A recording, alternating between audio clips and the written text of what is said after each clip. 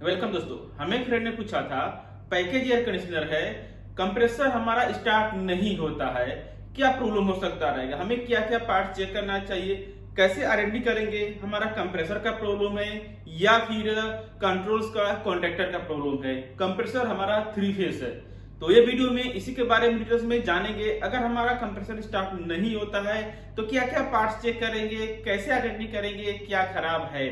अगर आपको मालूम है तो वीडियो को स्किप कर सकते हैं, नहीं मालूम है तो पूरा वीडियो देखिए, आपको जरूर इन्फॉर्मेशन मिलने वाला है। अगर आपको वीडियो अच्छा लगे तो लाइक कर सकते हैं, नहीं तो आप डिसलाइक कर सकते हैं। आप देख रहे हैं ASR service centre. Service centre में आपका स्वागत है। मैं हूं अमरजीत फ्रॉम उत्तर प्रदेश गोरखपुर से। एयर कंडीशनर कोई सा भी हो सकता रहेगा, एक कॉमनली फॉल्ट हम लेकर के चलेंगे, जिससे कि हमारा कोई फिक्स एसी नहीं है, कोई एक ही कंपनी का नहीं है, कैरियर पैकेज हिटाची कोई सा ऐसा फिक्स नहीं। कॉमनली जो है सभी में 3 फेज कंप्रेसर रहता है, तो उसके साथ में 3 फेज कॉन्टेक्टर लगा रहता है। जैसा कि हम लोग जानते हैं 3 फेज कंप्रेसर में उसमें कैपेसिटर नहीं रहता है। अगर हमारा कंप्रेसर स्टार्ट नहीं हो रहा है तो बहुत से जो सिंगल फेज कंप्रेसर रहते हैं उसमें कैपेसिटर लगा रहता है, तो कैपेसिटर को भी हम चेक कर सकते रहेंगे। बट हमारा 3 फेज कंप्रेसर है तो इसमें कैपेसिटर नहीं लगा रहता है। जो भी डायरेक्ट इसमें पावर आता है वाया कॉन्ट्रैक्टर के थ्रू।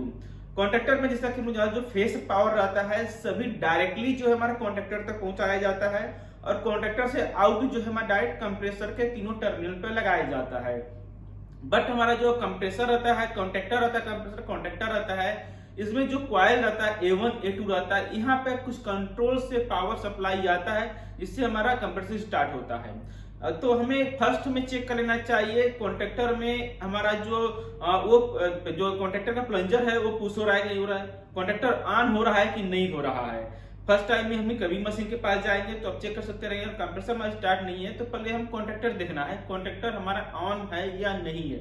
अगर कॉन्ट्रैक्टर ऑन है उसके बाद क्या हो जाता है, हमारा जो कंप्रेसर रहता है, कंप्रेसर में पावर अगर जाता है तो नहीं स्टार्ट हो रहा है, तो कंडीशन में कंप्रेसर का वायरिंग फॉल्ट हो सकता रहेगा। तो सबसे पहले हमें कंप्रेसर जो रहता है इसका तीनों टर्मिनल रहता है वो हमें चेक कर लेना चाहिए। तीनों टर्मिनल में इसका कंटिन्यूटी शो करना चाहिए। अगर तीनों में से कोई कंटिन्यूटी शो नहीं कर रहा है इसका मतलब वायरिंग खराब है, या फिर तीनों टर्मिनल में से जो उसका रेजिस्टेंस जो रहता है वो हमें चेक करना चाहिए। ये तीनों में से रेजिस्टेंस हमें चेक करेंगे तो नियर बाई सेम ही रहना चाहिए, कुछ ज्यादा डिफरेंस नहीं होना चाहिए, किसी में कम बहुत ज्यादा डिफरेंस नहीं होना चाहिए। क्योंकि 3 फेज का रहता है, सिंगल फेज रहता है इसमें कॉमन रन स्टार्ट रहता है, उसमें डिफरेंस देखने को मिलता है, बट 3 फेज में ज्यादा हमें डिफरेंस नहीं रहता है। ये चीज हमें चेक करना चाहिए। उसके बाद हमें कंप्रेसर जो तीनों टर्मिनल से ग्राउंड चेक करना चाहिए। ग्राउंड है तो अगर हमारा कंप्रेसर ग्राउंड रहेगा तो कंडीशन में क्या होगा, मेन ब्रेकर आता है सर्किट वो ट्रिप करता है, वो दूसरा टॉपिक रहेगा।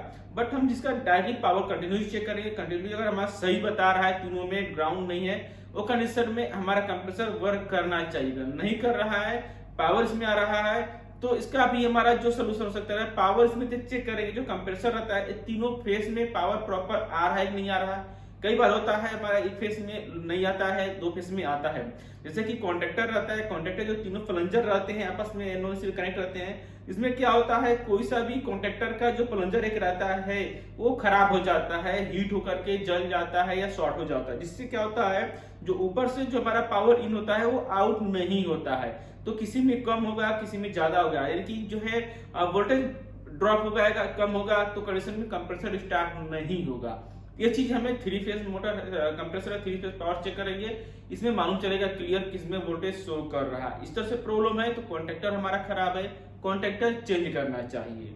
अगर इस तरह से सही है, कॉन्ट्रैक्टर भी सही है और हमारा कॉन्ट्रैक्टर ऑन ही नहीं हो रहा है, तो कंडीशन में क्या चेक करेंगे। जो कॉन्ट्रैक्टर हमारा ऑन नहीं हो रहा है तो सबसे पहले इसका हमें थर्मोस्टेट जो रहता है इंडोर से सीपी पावर जो आउटडोर में जाता है वहां पर हमें चेक कर लेना चाहिए। वहां पर आप देख सकते रहेंगे RYBG रहता है या फिर नॉर्मल सीपी वायर रहता है, अलग अलग कंपनी का कुछ रहेगा, डिफरेंस रहेगा। बट आप बेसिक चीज हम बता दें आपको, जो चेक करना है हमारा एक कॉमन लेकर के नीचे जो सीपी पावर है, नीचे थर्मोस्टेट जो पावर आउटडोर में जा रहा है कंप्रेसर को स्टार्ट करने के लिए कॉन्ट्रैक्टर के पास, वहां पर हमें चेक करना है वहां पर पावर आ रहा है या नहीं आ रहा है।